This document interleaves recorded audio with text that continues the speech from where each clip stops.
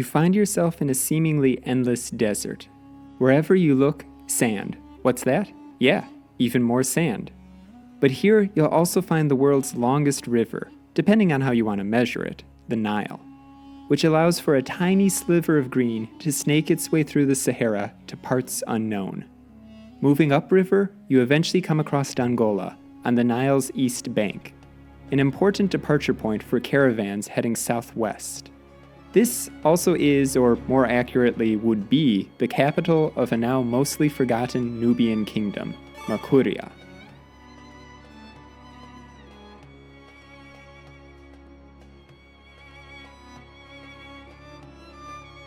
It's the 4th century AD, and the kingdom of Kush is at war. Kush, an ancient kingdom in Nubia, had existed for some 1,500 years, but now found itself on the losing side of a war with Aksum. And it wasn't long before the Aksumites sacked the kingdom's capital, the city of Meroe. Following this, the kingdom of Kush, already in decline, soon disappeared, but from the ashes in Napata, located on the 4th cataract of the Nile, an isolated culture known as pre-Makuria would emerge. Even though not explicitly mentioned in historical sources, it appears the process of becoming an independent polity was rather peaceful. A number of forts were built, but it seems they were likely for establishing population centers versus having an exclusively military purpose. The emerging Makurian state in Napata saw the gradual absorption of the Kushites by the Nubians, a people originally from Kordofan, who had begun to settle along the Nile Valley. Then, in the late 5th century, one of the first kings of Makuria moved the power base of the still developing kingdom downriver to Dongola. Okay, so let's talk about religion for a moment. Christianity was more of a dominant force in the region during the 6th century AD, but it also wasn't. Nowadays, there are 3 main branches of Christianity: Catholic, Protestant, and Orthodox. However, during the period we're discussing, some of these branches still didn't exist. Orthodoxy, for instance, emerged roughly in 1054, following the Great Schism, and Protestantism only would appear during the latter half of the Middle Ages. Nonetheless, a number of different Christian beliefs still did exist. Consider the Copts, one of the oldest ethno-religious groups indigenous to North Africa, or the Chalcedonians, and, wouldn't you know it, the ruling Byzantine emperor Justinian was himself a Chalcedonian. At the time, the Byzantines controlled Egypt, and in fact were at war with the Sassanid Empire in the east. Makuria had long maintained contact with the Byzantines, likely even before its move to Dongola, and therefore Justinian planned to win over a potential new ally in his war by converting the upstart kingdom to Christianity. This was a common strategy because it was generally thought that states with the same religious background would stick together against hostile forces.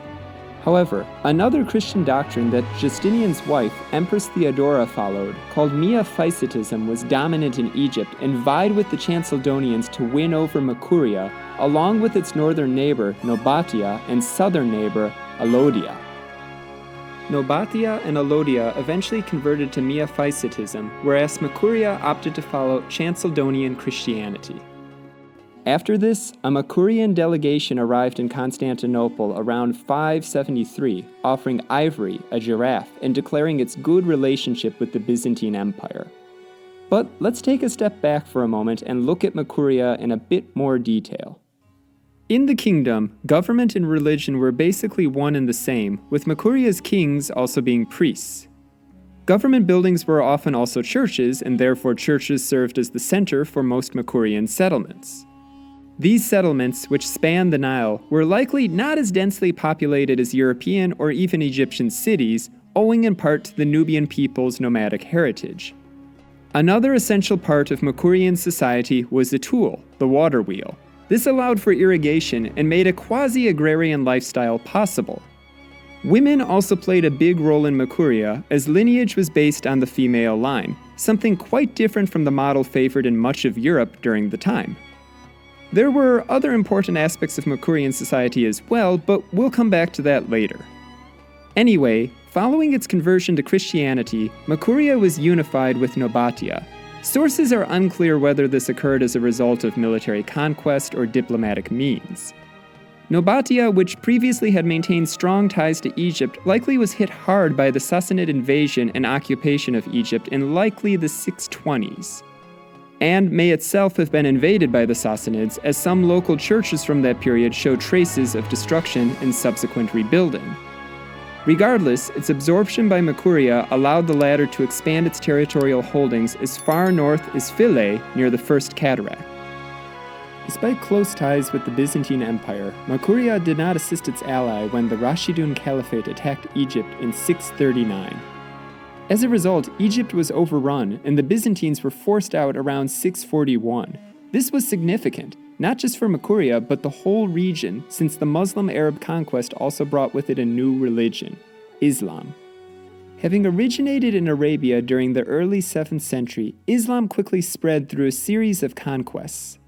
And, following the Rashidun Caliphate's expansion into Egypt, Abd Allah ibn Sa'd led some 20,000 men southward into Makuria. The now isolated Christian kingdom, however, managed to repel the would-be conquerors, but 10 years later, in 651-652, a second Muslim Arab invasion pushed as far as Dongola. Having marched some 5,000 men south, the Muslim commander ultimately was not able to breach the walls of the fortified city during the Siege of Dongola. Muslim Arab sources describe the skill of the Nubian archers, who managed to deal a rare defeat to the invasion force, which yet again withdrew in 652. As noted by the historian Ibn Atham al-Kufi, the Muslims had never before suffered a loss like the one they had in Nubia. A treaty between Makuria and the Muslim rulers of Egypt, known as the Baqt, was then concluded, lasting nearly 700 years. As further described by our friend, the cultured Jinni, it is called the Baqt, and it is debated whether it was a subservient tribute system for Makuria or a more equal agreement that included trade from the beginning. But fact is that it was one of the longest lasting peace agreements ever made. For the Arabs, this setback in 652 AD was one of the few setbacks in the early phase of Muslim expansion, and Islamic expansion down south will be held for 600 years. The earliest concrete example of this accord in written form that we have is from the Abbasid period, more than 100 years later.